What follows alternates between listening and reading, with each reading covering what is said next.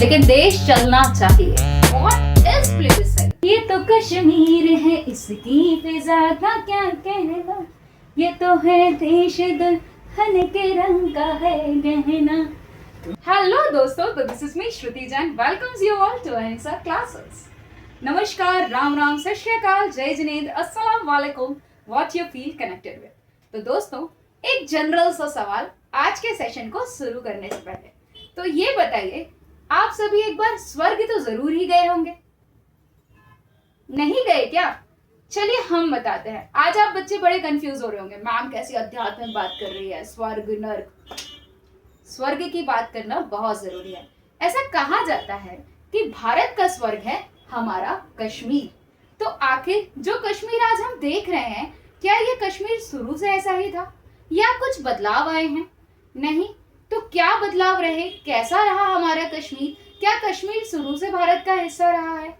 नहीं, हाँ, बहुत सवाल आ रहे होंगे और इन सभी सवालों के साथ आज मैं आप सभी के सामने प्रस्तुत हूँ एक बहुत अच्छे टॉपिक को लेकर, जो टॉपिक क्लास 12 के लिए बहुत हेल्पफुल है, साथ में हम सभी के लिए जानना बहुत जरूरी है। क्लास 12 के बोर्ड एग्जाम्स भी आ रहे हैं बच्चे, आपका एक यूनिट है दैट इज रीजनल एस्पिरेशंस। मुझे लास्ट वीडियो पर एक कमेंट आई थी, है ना, बच्चों ने डिमांड रखी थी, क्लास 12 की बच्ची थी जिसने डिमांड रखी थी कि रीजनल एस्पिरेशंस में मैम काम करिए क्योंकि हमको काफी टफ लग रहा है। तो मैंने एक कोशिश करी है आपको इसको समझाने के लिए। आज हम बात करने वाले हैं रीजनल एस्पिरेशंस की और उसके अंदर भी हम बात करने वाले हैं कश्मीर की। तो दोस्तों, कश्मीर की फिजा को जानने के लिए चलते हैं इतिहास के कुछ पुराने पन्नों की ओर। क्या कहते हैं ये पन्ने, आज जानेंगे हमारे इस प्लेटफॉर्म के जरिए। तो दोस्तों, जो कश्मीर आज हम देख रहे हैं ये बिल्कुल भी ऐसा नहीं था। एक कहानी तो आप सभी ने सुनी होगी कि भारत के ऊपर अंग्रेजों का शासन था। तो दोस्तों, अंग्रेज जब भारत छोड़कर जा रहे थे तो कहानी ये आई कि देश हमारा दो हिस्सों में बंट चुका था। अब दो हिस्से हो गए हैं, एक था भारत और दूसरा था पाकिस्तान। तो अब सवाल उठता है कि कश्मीर आखिर किसकी झोली में आएगा, हिंदुस्तान की या पाकिस्तान की? और इसी कश्मीर को लेकर बहुत ही इंटरनल और एक्सटर्नल डिस्प्यूट्स फेस करे हमारे कंट्री इंडिया ने। तो क्या थे ये डिस्प्यूट्स, ये भी हम आज जानेंगे। तो फाइनली जब अंग्रेज भारत छोड़कर जा रहे थे तो कमान आ जाती है Indian National Congress constituent assembly के हाथ में, इंडिया के, और मुस्लिम लीग की कमांड आ जाती है पाकिस्तान के पास। तो दोस्तों, एक डॉक्यूमेंट बना हुआ था जिसको हम बोलते हैं इंस्ट्रूमेंट ऑफ असेशन। क्या बोलते हैं? Instrument of accession. और इस डॉक्यूमेंट के जरिए साइन करना था हमारे यहाँ के रजवाड़ों को कि आपको किसका हिस्सा बनना है, हिंदुस्तान का या पाकिस्तान का। और इन्हीं हिस्सों में एक और प्रोविंशियल जो ऑटोनॉमी थी वो थी हमारी कश्मीर के पास। अब बात आती है कि कश्मीर ने किसे चुना। दोस्तों, कश्मीर के चुनने से पहले हम जानते हैं कि वहां का इतिहास रहा कैसा। तो दोस्तों, आज हम शुरुआत करने जा रहे हैं एक ऐसी ही कहानी की जिसका नाम है story of Jammu and Kashmir. तो ये रहा जम्मू एंड कश्मीर का मैप और ये रहे वहां के नवाब साहब। आपको बता दूं, वहां के नवाब साहब हिंदू शासक थे, हिंदू रूलर थे जिनका नाम था महाराजा हरि सिंह। तो महाराजा हरि सिंह तो हिंदू थे लेकिन वहां की जो आवाम थी वो मुस्लिम कम्युनिटी से बिलोंग करती थी। तो कई बार टेंशन्स क्रिएट होते रहते थे कश्मीर की धरती पर कि कभी हिंदुस्तान का हिस्सा बन जाऊं तो कभी पाकिस्तान का हिस्सा बन जाऊं। इसी नींव को आगे देखते हैं क्या हुआ। कश्मीर की कहानी जानने से पहले हम कश्मीर की ज्योग्राफी को समझेंगे। कश्मीर, जम्मू एंड कश्मीर की ज्योग्राफी 3 हिस्से में बटी हुई है। पूरा हिस्सा जो है वो 3 पार्ट्स में बटा है। सबसे पहले हम बात करेंगे लद्दाख की। जी हाँ दोस्तों, लद्दाख भी जम्मू एंड कश्मीर का एक अच्छा हिस्सा है। लद्दाख माउंटेनियस रीजन है जहां पर बुद्धिस्ट और मुस्लिम कम्युनिटी बिलोंग करती है, रिसाइड करती है। उसके बाद दूसरा हमारा एरिया है जिसका नाम है जम्मू। जम्मू फुटहिल्स में है, नीचे वाले पोर्शन को कहा जाता है, जहां पर बिलोंग करती है हिंदू, मुस्लिम और सिख कम्युनिटी। उसके बाद तीसरा हिस्सा जिसको हम सभी जानते हैं जो कि है हमारा कश्मीर। तो कश्मीर जो है वो भी माउंटेनियस एरिया कहलाता है जहां पर ऑलमोस्ट जो पब्लिक है वो मुस्लिम कम्युनिटी से बिलोंग करती है। तो ये रहा हमारा area, geographical area and division of Jammu and Kashmir. इसके बाद दोस्तों हम आगे की ओर बढ़ेंगे कि आखिर महाराजा हरि सिंह की कहानी पर लौट आते हैं। तो Maharaja Hari Singh of Jammu Kashmir wanted to be independent. However, Pakistani infiltrators attacked in October 1947. महाराज साहब जो थे हरि सिंह, वो तो आजाद रहना चाहते थे, ना उन्हें हिंदुस्तान का हिस्सा बनना था, ना उन्हें पाकिस्तान का हिस्सा बनना था। पर कहानी कुछ और है। कहानी ये है दोस्तों कि पाकिस्तान की जो इन्फिल्ट्रेटर्स थी, कौन है ये लोग, कहां से आते हैं ये? पाकिस्तान ने कुछ लोगों को घुसपैठिया तरीके से भारत की धरती पर भेजा। कब भेजा दोस्तों? तो इन्होंने भेजा अक्टूबर 1947 में। इन इन्फिल्ट्रेटर्स को मोरल मटेरियल सब कुछ पाकिस्तान के द्वारा प्रोवाइड किया जा रहा था। महाराज साहब की सीट कंपन करने लगती है। अब हरि सिंह को एक घबराहट होती है कि अगर सही टाइम पर एक्शन नहीं लिया गया तो बहुत जल्द as soon as possible Kashmir becomes the part of Pakistan, जो वो होने देना नहीं चाह रहे थे। तो महाराजा हरि सिंह इंडियन गवर्नमेंट से डिमांड करते हैं कि हमको सपोर्ट करिए, हमको हेल्प करिए और हमको पाकिस्तान के चंगुल से, इन्फिल्ट्रेटर से बचाकर हिंदुस्तान में जोड़ लीजिए। तो इंडियन गवर्नमेंट भी उस टाइम पर एक डिमांड रखती है महाराजा हरि सिंह के सामने कि हम कैसे मदद करें भाई तुम्हारी, तुमने तो हमको इंस्ट्रूमेंट ऑफ असेशन पे साइन नहीं करके नहीं दिया। तो फिर महाराजा हरि सिंह को एक डॉक्यूमेंट पर साइन करवाया जाता है और उस साइन के बाद इंडियन गवर्नमेंट एग्री हो जाती है to support the Maharaja Hari Singh and the area called as Jammu and Kashmir. Finally Indian government जो है वो पहुंच जाती है सरजमीन पर जम्मू एंड कश्मीर की, और एक अच्छे से लॉन्ग टाइम पीरियड पे वॉर लड़ने के बाद कश्मीर सेफ हो जाता है और इन्फिल्ट्रेटर्स भाग जाते हैं। जहां पर महाराजा हरि सिंह अपनी सीट बचाने की बात कर रहे थे, तो वहीं पर कश्मीर की धरती पर एक और व्यक्ति का जन्म हो रहा था और ये नाम था शेख अब्दुल्ला का। जी हाँ दोस्तों, शेख अब्दुल्ला। तो दोस्तों बात आती है कि अब ये नया कैरेक्टर जो एंटर किया है हमारी स्टोरी में, ये आखिर है कौन? तो ये एक पॉलिटिकल लीडर है। आपको जानकर खुशी होगी कि ये हमारे भारत के प्रधानमंत्री, प्रथम प्रधानमंत्री दैट इज जवाहरलाल नेहरू जी के बहुत ही खास दोस्त थे। तो शेख अब्दुल्ला लोगों के साथ मिलकर प्रोटेस्ट कर रहे थे कि हमको महाराजा हरि सिंह का रूल नहीं चाहिए, वी वांट इंडिपेंडेंस, और हमको हरि सिंह से दूर होना है। तो फाइनली शेख अब्दुल्ला बहुत ही मेहनत करते हैं अपने फ्रेंड्स के साथ with the help of nationalist leader that is Nehru, और Sheikh Abdullah took over as the prime minister of Jammu and Kashmir in March 1948। तो वेरी सून शेख अब्दुल्ला जो है वो प्राइम मिनिस्टर बन जाते हैं जम्मू एंड कश्मीर के। पर उस कहानी का क्या हुआ? जब इंडियन आर्मी पाकिस्तान आर्मी के सामने खड़ी थी, तो दोस्तों कहानी कुछ ज्यादा ही लंबी थी, जंग कुछ ज्यादा ही भारी थी, तो बीच में आना पड़ा यूएन को। UN that is international organisation. Definitely आप सभी ने सुना होगा इसके बारे में। तो यह संगठन बीच में आता है और कोशिश करता है इस लड़ाई को खत्म करने की, और इसी लड़ाई को खत्म करते हुए वो अपने 3 स्टेप की प्रोसेस बताता है। वो 3 स्टेप के प्रोसेस में आखिर क्या बोला गया ये जानते हैं हमारी इस स्लाइड से। First, Pakistan withdrew nationalist from Kashmir. Pakistan को विड्रू करना पड़ेगा अपनी नेशनलिस्ट से कश्मीर को। कश्मीर उनका अभी हुआ नहीं है, तो कश्मीर जो वो बोलते हैं कि हम कश्मीर के हैं, या कश्मीर के लोग जो बोलते हैं हम पाकिस्तान के हैं, ये सब खत्म करना होगा। Withdraw their nationalist. Second one is India to reduce its forces from Kashmir. Bharat को जो भी उनने अपनी फोर्स तैनात करके रखी है कश्मीर में, वो सभी फोर्स को उनको रिड्यूस करना पड़ेगा, अपनी फोर्स को वापस लेना पड़ेगा, आप कश्मीर में तैनात नहीं कर पाएंगे। Third thing that UN suggest is free and fair plebiscite to be conducted. Free और फेयर तरीके से प्लेबिसाइट कंडक्ट करना पड़ेगा। Wait, what is plebiscite? यहाँ पर एक और नया टर्म इंट्रोड्यूस हो रहा है बच्चों, जिसका नाम है प्लेबिसाइट। आखिर ये प्लेबिसाइट होता क्या है? तो प्लेबिसाइट का जनरल सा लिटरल टर्म होता है बच्चे जनमत होना। जनमत मतलब जनता का मत होना। तो फाइनली वहां पर एक वोटिंग कंडक्ट करवाई जानी थी, जिसपे ये बोला गया कि फ्री और फेयर तरीके से आप वोटिंग कंडक्ट कराइए, जनता की राय लीजिए कि आखिर जनता को किसका हिस्सा बनना है, पाकिस्तान का या हिंदुस्तान का। और इसी टर्म को यूज किया गया प्लेबिसाइट के रूप में। आई होप ये आपको क्लियर हुआ होगा कि आखिर चल क्या रहा था। Finally with the help of Nehru, with the help of leaders, Sheikh Abdullah जो है यहाँ के प्राइम मिनिस्टर बन जाते हैं और the head of the government in the state was then cancelled and they called as prime minister. पहले स्टेट का हेड मानते थे, उस टर्म को बाद में हटाकर रिप्लेस कर प्राइम मिनिस्टर टर्म को इंट्रोड्यूस किया गया।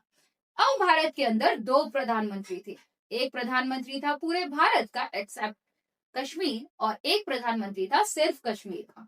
तो दो प्रधानमंत्री एक देश के अंदर रूल कर रहे थे। इसी के साथ आपको एक चीज और बताना चाहूंगी कि आपने आर्टिकल 370 का नाम तो जरूर सुना होगा। क्या है ये आर्टिकल, क्या कहता है ये आर्टिकल? आपने कहानियों में बहुत सुना होगा कि कश्मीर कुछ ज्यादा ही स्पेशल है, वो भी क्यों नहीं, आखिर भारत का ताज है कश्मीर, है ना। तो इस कश्मीर पे एक आर्टिकल इम्प्लीमेंटेड था जिसको बोला जाता था आर्टिकल 370 और ये कश्मीर को एक स्पेशल प्रोविजन प्रोवाइड करता था, स्पेशल स्टेटस देता था। क्या था इस आर्टिकल के अंदर, इसको जानने के लिए आप मुझे बता दीजिएगा। Just do let me know in the comment section और मैं इस पे अगला वीडियो आपके लिए फ्रेम कर दूं। तो दोस्तों फाइनली शेख अब्दुल्ला अब थे भारत के एक ऐसे राज्य के प्रधानमंत्री जिसको हम हेवन मानते हैं इंडिया का। तो शेख अब्दुल्ला अब सीट संभाल रहे थे as a prime minister of Kashmir. क्या बात है सर, क्या बात है सर। शेख अब्दुल्ला अपने टाइम पीरियड पे अपने टेन्योर में बहुत सारे इम्प्लीमेंट्स करते हैं, नई नई चीजें लाते हैं, नई नई पॉलिसीज को इंट्रोड्यूस कराते हैं जिससे वहां की आवाम को बहुत ज्यादा फायदा हुआ। लेकिन धीरे से कहते हैं ना, अच्छा व्यक्ति ज्यादा दिन टिकता नहीं है सीट पर, क्योंकि ये सरकारी काम है। तो बहुत जल्द उनके साथ होता ये है कि उनके ऊपर बहुत सारे एलिगेशंस लगाए जाते हैं, माल प्रैक्टिस के रूप में। इलेक्शंस में गलत तरीके से जीते हो आप, आपने फ्री एंड फेयर इलेक्शन नहीं कराया, आपने अपने दोस्त का फायदा उठाया and multiple things we can say, है ना। तो फाइनली शेख अब्दुल्ला को सीट से हटा दिया जाता है एज अ प्राइम मिनिस्टर।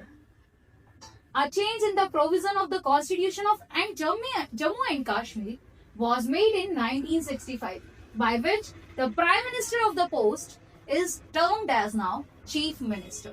तो दोस्तों होता यह है कि भारत की धरती पर, कश्मीर की धरती पर एक नया प्रोविजन आता है और ये प्रोविजन आता है 1965 में। इस प्रोविजन के तहत जिस पोस्ट को, जिस पद को आज तक प्राइम मिनिस्टर का नाम दिया जा रहा था, अब वो पद को chief minister of the state बोला जाएगा। अब चलिए, शुक्र है भारत में अब एक ही प्रधानमंत्री होगा और जो कि पूरे भारत का प्रधानमंत्री है। अभी मजा आएगा। और चीफ मिनिस्टर बन जाएगा कश्मीर का। Now let's move accordingly, Ghulam Mohammad Sadiq of the Indian National Congress become the first chief minister of Kashmir.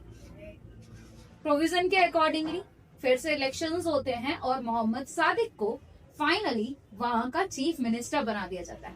तो सादिक बनते हैं पहले चीफ मिनिस्टर कश्मीर के। Later onwards the dismissal of Farooq Abdullah government due to intervention Kashmir में हड़कंप मचा देता है।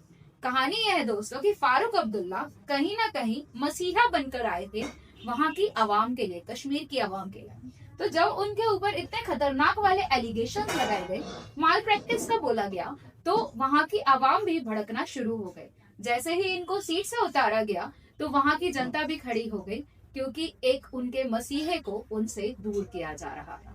तो फारूक अब्दुल्ला अब पाकिस्तान की सीट पर नहीं है, लेकिन उनकी आवाज, उनके लोग आज भी उनके हक के लिए लड़ाई लड़ रहे थे। देखिए आगे क्या होता है कहानी में। तो दोस्तों ये आप फोटोग्राफ देख रहे हैं फारूक अब्दुल्ला की। ही इज फारूक अब्दुल्ला जिनके लिए लड़ाइयां लड़ी जा रही थी, और फारूक अब्दुल्ला की फोटो उनके चहेते दोस्त के साथ, दैट इज पंडित नेहरू और इंदिरा गांधी जी के साथ। आई होप ये आपको क्लियरली विजिबल हो रहा होगा स्क्रीन पर। ये Mrs Indira Gandhi is स्टैंडेड with Farooq Abdullah साहब और ये है फारूक अब्दुल्ला साहब। आई होप ये क्लियर हो गया होगा। मैं 2 मिनट के लिए साइड हो जाती हूँ जिससे आप आसानी से इनको विजुअली देख सकें, दिक्कत ना हो आपको। I hope they both the leaders are clearly identifiable to you in this video. तो दोस्तों इसी के साथ थोड़ा सा आगे बढ़ते हैं और देखते हैं फाइनली होता क्या है।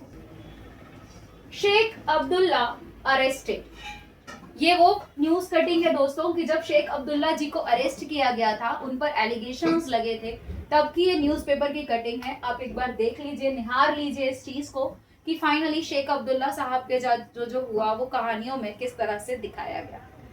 वंस अगेन मैं आपके लिए साइड हो जाती हूँ जिससे आपको ये चीजें और अच्छे से विजुअल हो पाए। आई होप ये आपको क्लियर हो रहा होगा। मैं इसको थोड़ा सा जूम करने की कोशिश कर रही हूँ कि जिससे आपको शेख अब्दुल्ला की ये न्यूज देखने में आ रही होगी। Charges of corruption and mall administration, इनके ऊपर चार्जेस लगे थे कि इन्होंने करप्शन किया हुआ है, इन्होंने माल एडमिनिस्ट्रेशन किया है, मतलब एडमिनिस्ट्रेशन में काम सही से नहीं किया है, इलीगल वे पर ये रूल करे हैं कश्मीर की धरती पर, ऐसा इनके ऊपर एलिगेशन लगाया गया था। और ये है उनकी न्यूज़पेपर की कटिंग। आई होप ये आपको क्लियरली विजुअल हो रही होगी स्क्रीन पर। ये एक और न्यूज की कटिंग जो मैं आपको दिखाना चाह रही हूँ अपनी स्क्रीन के माध्यम से। ये कटिंग में आप देख पा रहे होंगे, Kashmir accedes to India, Kashmir accedes to India. Actually ये तब की कंडीशन है, यहाँ पर एक न्यूज दिख रही होगी आपको, plebiscite soon on rulers decision, राजा के लिए डिसीजन लेने के लिए एक प्लेबिसाइड कंडक्ट होने वाला है, इसके बारे में ये न्यूज थी। और इस पे ये भी बताया गया कि किस तरह से कश्मीर भारत का हिस्सा बन गया है। Officially announcement for the Kashmir accedes to India. I hope ये आपको क्लियर हो रहा होगा। इसके बाद मैं अगेन इस न्यूज को जूम आउट करने वाली हूँ। और यहाँ पर एक चीज और है, आई होप आपको विजुअल हो रही होगी। Sheikh Abdullah to form interim government, interim government बनाने के लिए शेख अब्दुल्ला जी अब लीड करेंगे कश्मीर को। ये नाम भी अनाउंस हुआ है इस न्यूज के फॉर्म में। इस न्यूज के जरिए कश्मीर की आवाम के लिए, जम्मू एंड कश्मीर के लोगों के लिए। इसके बाद लेटर ऑनवर्ड्स हम फिर से जूम आउट करते हैं दोस्तों और हम आगे बढ़ते हैं। मैंने बहुत सारे न्यूज क्लिप्स भी लेकर आई हूँ अपने इस प्लेटफॉर्म के जरिए, आपको दिखाना चाह रही हूँ कि किस तरह से न्यूज उस टाइम पीरियड पे आती थी और लोग क्या क्या सुने हैं, पढ़े हैं, ये सब मैं आपको दिखाना चाह रही हूँ। अब वापस से मैं आ गई हूँ आपके सामने। आई होप मैं आपको विजुअल हो रही होंगी। जिसके लिए इतनी तड़प थी कश्मीर की धरती पर, वो अब वापस से लौट कर आ गए हैं। फाइनली उन्होंने पद संभाल लिया और इस बार वो क्या बनकर आए हैं, CM of the state, that is Farooq Abdullah, now as called as CM of Kashmir. तो फारूक अब्दुल्ला साहब बन जाते हैं कश्मीर के चीफ मिनिस्टर। आगे क्या होता है ये जानिए थोड़ा सा। By 1989, the state had come in the grip of militant movement mobilized around the cause of separate Kashmiri nation. अब यहाँ पर 1989 से एक अलग ही डिमांड आने लगती है कि ना तो हमको हिंदुस्तान चाहिए, ना हमको पाकिस्तान चाहिए, हमको तो अपना एक कश्मीरी वतन चाहिए।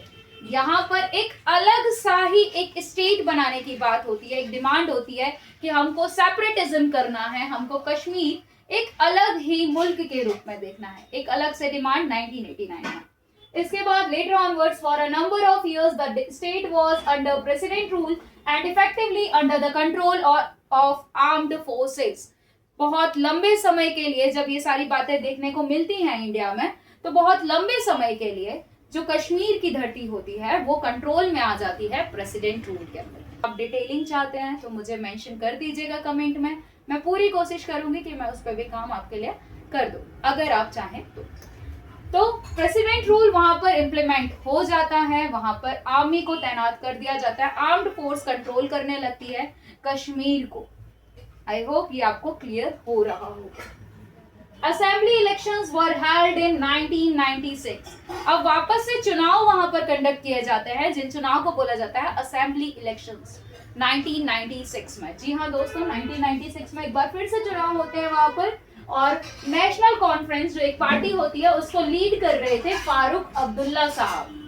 फारूक अब्दुल्ला साहब की एक पॉलिटिकल पार्टी है जिसका नाम था नेशनल कॉन्फ्रेंस। तो नेशनल कॉन्फ्रेंस को लीड कर रहे थे फारूक अब्दुल्ला साहब और with a demand for a regional autonomy of Jammu and Kashmir, और साथ ही साथ वो अपनी पार्टी के जरिए अपने लोगों के जरिए वो एक मैसेज पहुंचाना चाह रहे थे कि हमको एक रीजनल ऑटोनॉमी चाहिए, regional autonomy of Jammu and Kashmir. हमको कश्मीर एक अलग स्टेट चाहिए। We want Kashmir as a independent state, independent nation, independent country, जो अपनी कॉन्स्टिट्यूशन खुद बनाए, जो अपने लीडर्स खुद चुने, जो अपना अलग एक झंडा बनाकर फहराए जिसमें तिरंगे की जरूरत ना पड़े।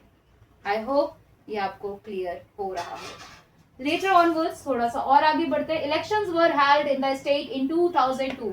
फिर से चुनाव होते हैं 2002 में और इस बार नेशनल कॉन्फ्रेंस हार जाती है। नेशनल कॉन्फ्रेंस हार जाती है मेजॉरिटी गेन करने के लिए।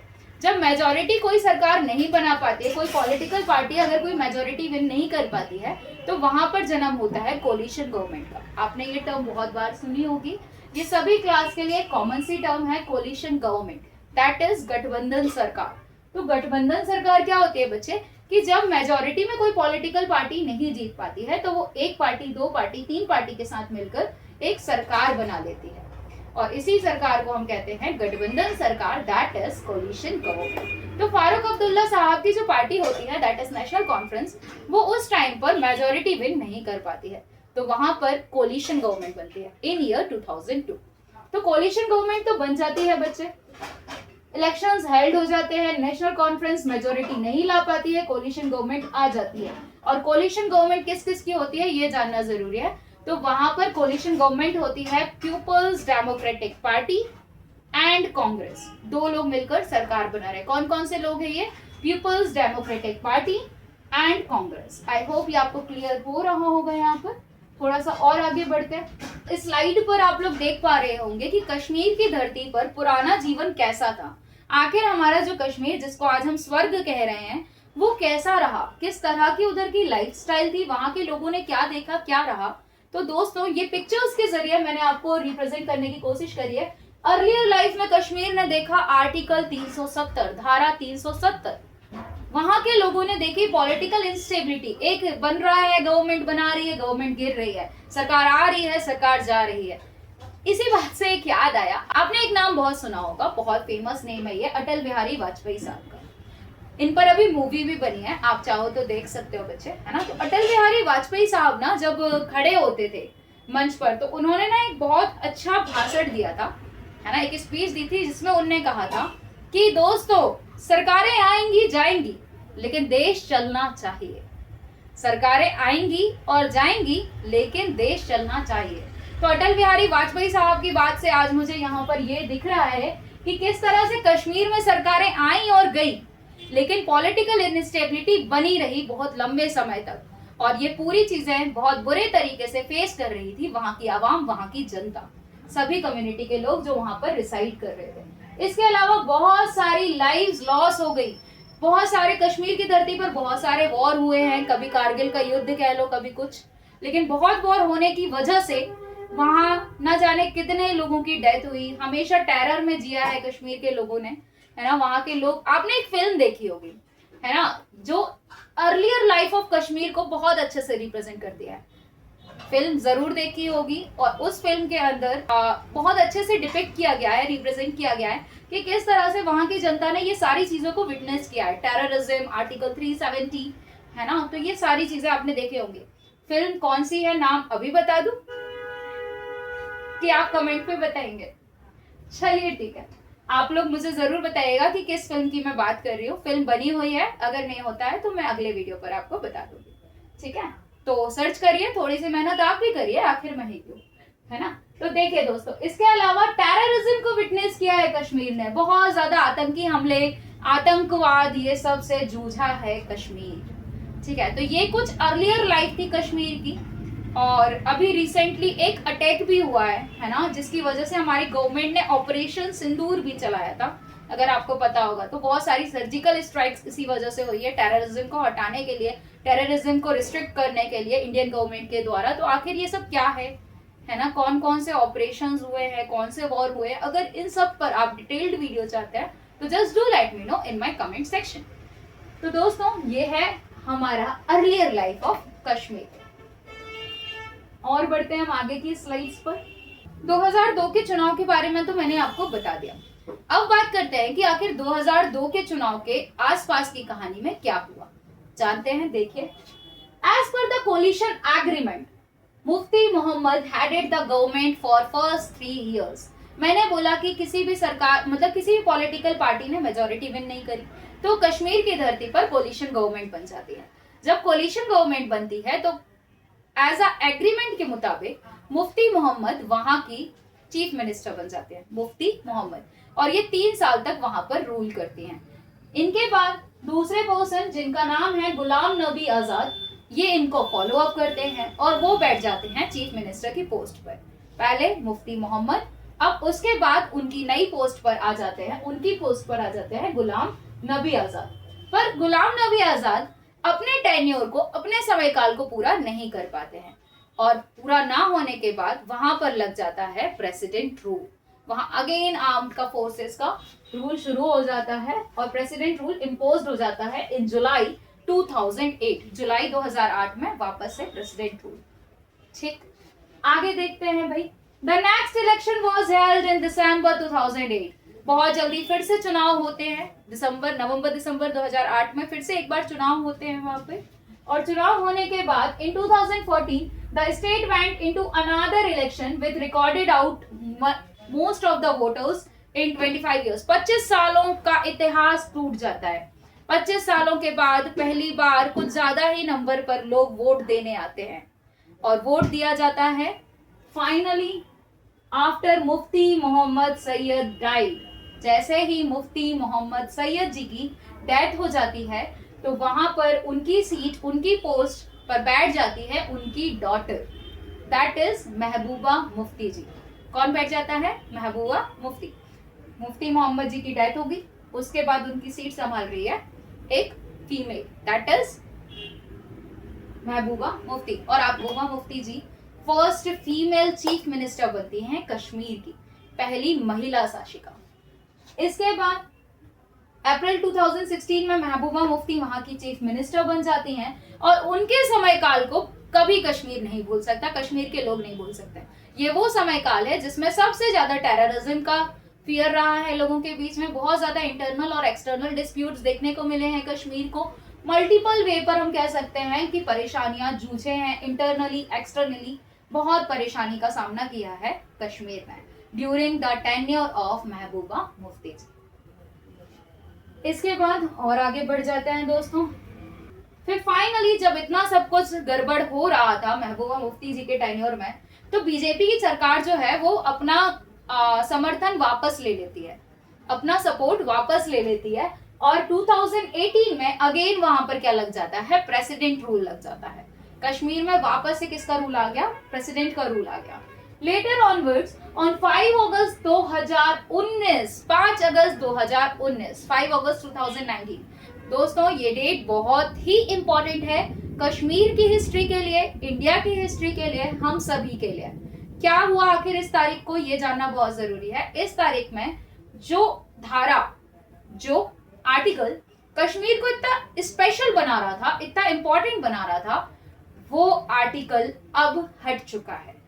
भारत सरकार ने एक बहुत ही मैसिव, बहुत ही बड़ा, बहुत ही इंपॉर्टेंट डिसीजन लिया और बहुत ही इंपॉर्टेंट डिसीजन ये था कि अब आर्टिकल 370 हटाया जाएगा और Kashmir is no more privileged with the special status. और फाइनली कश्मीर के दोनों हिस्से, that is Jammu and Kashmir and Ladakh, ये तीनों को यूनियन टेरिटरी डिक्लेयर कर दिया गया। पहले ये एक स्टेट था, आप सभी जानते हैं, जम्मू एंड कश्मीर और लद्दाख, ये 2 यूनियन टेरिटरी बन जाती हैं और यहाँ पर एक नया कानून चालू हो जाता है, लागू हो जाता है, that is Jammu and Kashmir reorganisation act 2019। तो 2019 एक बहुत बड़ी न्यूज है, बहुत बड़ा इम्प्लीमेंटेशन हुआ है कश्मीर को लेकर, कश्मीर की पॉलिटिक को लेकर, कश्मीर की हिस्ट्री को लेकर। इसके बाद कश्मीर में अब वही तिरंगा लहरा रहा है जो तिरंगा आज हमारे यहाँ पर लहरा रहा है। वहां के लोग और हम सब अब एक हैं। तो ये रही कुछ कहानी। ये न्यूज लोगों तक कैसे पहुंची इसको भी एक बार देख लीजिए, जो बहुत जरूरी है बच्चों। यस, तो ये है वो न्यूज की क्लिप जो हम सभी को एक बहुत ही गुड न्यूज लेकर आती है इंडिया के लोगों के लिए। ये गुड न्यूज जरूर पढ़िए। मैं थोड़ा सा साइड हो जाती हूँ जिससे आपको विजुअलिटी क्लियर रहे, विजिबिलिटी अच्छे से रहे। Jammu and Kashmir losses special status state to be union territory. Jammu Kashmir अब स्पेशल स्टेटस को लॉस कर चुका है और स्पेशल स्टेटस लॉस तो हो चुका है। हिस्ट्री अब एक ही स्ट्रोक पे बन चुकी है। अब स्टेट क्या बन चुके हैं, यूनियन टेरिटरी बन चुके हैं। तो ये सब दिखा पा रही हूँ और special thanks to the Indian Express जिनकी वजह से यह संभव हो पा रहा है। तो दोस्तों, कैसा लगा मेरा कॉन्सेप्ट, कैसी लगी मेरी कहानी? एक्चुअली नॉट मेरी कहानी, कश्मीर की कहानी मेरी जुबानी। आपको कैसी लगी जरूर बताइएगा कमेंट सेक्शन में। और कौन सी वीडियोस आप मेरी तरफ से चाहते हैं ये भी जरूर बताइए। Just do let me know in my comment section.